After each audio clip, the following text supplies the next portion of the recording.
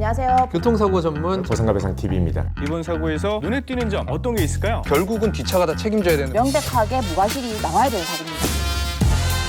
안녕하세요. 보상가 배상 교통사고 전문 변호사 장슬기입니다. 교통사고 소송을 진행하다 보면 환자들의 상해 정도에 따라서 경상 환자, 중상 환자, 개호 환자, 사망 사건 이렇게 나눌 수가 있는데요. 경상 환자는 우리가 제일 많이 겪는 단순 접촉사고로 타박상 있고 삐고 결리고 단순 골절되는 6주 미만의 환자들을 말하고요. 중상 환자는 수술 여부랑 관계없이 치료를 다 마쳤음에도 불구하고 후유증이 남을 수밖에 없는 약 8주 진단 전후의 환자를 말합니다. 후유증이 남고 영구적인 장애가 남는 중상 환자는 일을 할 때는 어느 정도 노동력이 상실되는 건 맞지만 일상생활을 할 때 뭐 예를 들면은 걷고 밥을 먹고 옷을 입고 씻고 화장실에 가고 이럴 때는 다른 사람 도움 없이 지낼 수 있는 경우가 많거든요. 근데 개호 환자는 중상 환자와는 다르게 혼자서는 일상생활 자체가 불가능해서 간병인의 도움을 받아서 식사를 하고 옷을 입고 또 배변 활동을 하고 체위 변경을 해야 하는 정도로 일상생활 자체에 있어서 타인의 도움이 있어야만 기본적인 그런 생명 유지 활동을 할 수 있을 정도의 환자를 개호 환자로 합니다. 사지마비 환자나 편마비 환자, 하지마비 환자, 뇌손상으로 인해서 인지장애가 발생한 환자들을 생각하시면 돼요. 근데 환자들의 가족 입장에서 생각하면요. 우리 남편은 이 교통사고 당하기 전까지는 회사도 다니고 골프도 치고 놀러 다니고 집에 뭐 물건도 착착 고치고 혼자 요리도 해먹고 그랬는데 지금은 이 교통사고 때문에 걷기는 걸어도 넘어질까봐 불안해서 옆에서 부축도 해줘야 되고요. 뭐 혼자 밥 차리려면은 시간이 너무 오래 걸리니까 이제 다른 사람이 이 사람 먹을 수 있게 밥도 차려줘야 먹을 수 있고요. 옷 입을 때도 단추 하나 잠그는 것도 막 5분씩 걸리고 하니까 이런 건 도와줘야 해서 남편 옆에 사람이 하루 종일 있어야 돼요. 근데 왜 우리 남편은 개호 사건이 안 되는 거예요? 뭐 개호 시간이 왜 인정이 안 되는 거예요? 이런 질문을 하시는 분들이 있으시거든요.